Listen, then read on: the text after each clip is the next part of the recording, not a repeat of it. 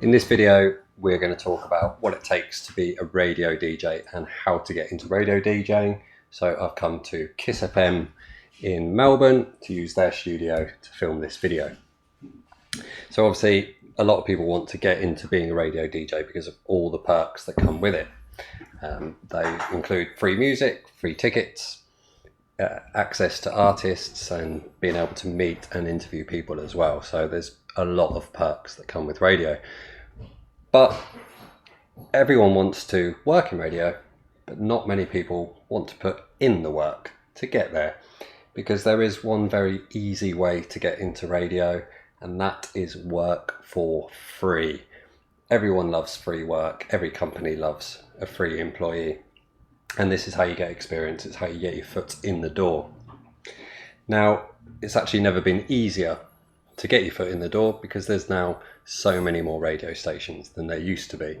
So you have obviously more traditional ones like this with a full studio setup, but now you also have a lot of internet radio stations, and they can be a great first step because generally they are always looking for more people. They normally run on volunteers, so it's expected to work for free, obviously, but it will then help you to start learning the processes and all the work that actually goes into putting a radio show together and running a radio station, full stop. So it's a great idea to build up a list of radio stations you'd like to work for and then contact them all, basically. The more you contact, the more chance you have. Now, there's a couple of different ways to do this that I recommend. What most people will do, those that don't mind working for free and have got over that hurdle, what most people will do is just send an email to the generic email address for the whole station, whether that's info@kiss. But what you actually want to do is track down who the individuals are within that radio station. So it's a little bit different for bigger and smaller stations, so we'll cover that. But you want to find ideally the station manager or even show presenters or producers within the radio station and have a name and ideally obviously their main email address, so that you're not just sending a generic email to a generic email address, you're actually sending a personalized email to someone within the station that has the power to get you in for an internship to begin with. Like, that's always the way to go to start, is by doing an internship. Now, internet radio stations, this will be a lot easier, as I mentioned, but there are the main stations as well. So there's also levels of those. So there's community radio, again, largely run by volunteers, but they will have a studio, so that allows you to get used to the actual setup within a studio. Again, make sure you're contacting the station manager or someone that has the power to get you in. Or if you're going to go for a commercial station or one of the bigger radio stations, then there's a couple of tricks here. The first one is to go completely old school. So when I started my first radio station, one of the presenters there got her start on radio by handwriting letters to 100 different radio stations across the country. Now, this might sound really simple, but the reason it worked is because no one does it anymore. So of those 100, she got a few job offers, but she got a response from most of them, and that is unheard of. It would be like sending 100 emails and having most of the people reply. It just wouldn't happen with email. But because she had taken the time to handwrite a letter to specific people, they then took the time to reply to her. And they might have shot her an email. They didn't handwrite back, but they acknowledged the effort that she went to. And she was even told that a few times people walked around the office showing her handwritten letter to people because it was so unusual to do that. So that's tip number one.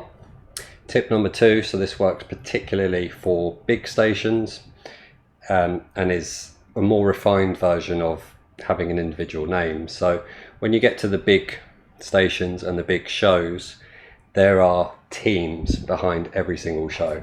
So you're not just relying on getting hold of the station manager or an individual presenter. You have a lot more options. So there may be 2 or 3 presenters on that show throughout the show doing different sections. There might be 1 or 2 producers behind that show as well. And then you might even have researchers and support staff beyond that as well. So you can really go and do, it might take a fair bit of research to find out who everyone is behind this show. But this is where things like LinkedIn are your friend, because when they work for bigger stations, people will list that on their LinkedIn profiles. You might even be able to find their email address direct on the website, or their names directly on the website. And then that then gives you, rather than a station manager or a presenter, you might be able to target a specific show and have a list of 6 different names that you can contact to get on that one specific show, to do some work for them, to do some interning, to get to know how the show runs. And so you, again, want to personalize your contact to these individuals on the show and explain what you can do, what experience you have got, the skills you have, and what you can offer them. Don't just say, I'd like to come and intern. Say, I'd like to come and intern and I can edit audio, or I can do research and create sections. If you can come up with features, that's a great idea as well, because radio is hard. You have to fill a lot of content, and coming up with new interesting features can be hard. So if you have ideas to bring to the table, then they're much more likely to bring you on board. So that will get you all in the door. And then I want to talk about actually the career progression and how that works. So I was told when I went from being a volunteer intern to being a paid producer at my radio station, I was told it was because I never complained about not being paid, or anything really. Didn't complain about anything. And so what happened is I was there, and I was there for quite a long time. It was probably over a year. But one day, the main producer of the radio station had an argument with the MD, got fired, and he was out the door. And the MD literally just went, "Chris, you're in." It was just that simple. It was that quick. And that was it. I was then being paid to do the stuff that I've previously been doing largely for free. But in the build up to that, it's not all bad. You're not doing free work without anything coming back. So when you work for companies like this for free, they are fully aware that they are not paying you, and they know that you are giving up your time to help them. So in that entire year that I was interning, I would get free tickets to gigs, clubs, any sort of launch night or premiere I would be able to go to within the city, vouchers for dinners, free drinks vouchers for clubs, like all sorts, because anything that the radio station gets that they can give you in return for you giving your time, they are generally more than happy to give that to you as some form of payment for the work that you're doing. So as a result, I mean, this is honestly why I was there for a year, because I just loved it. I had such a great time. Even the work was great. I loved working in the studio and I loved supporting the shows. But then the amount of free tickets and press passes, access all areas to festivals, just stuff that you cannot buy anywhere else, just made it entirely worth it. So I was happy to do it for free.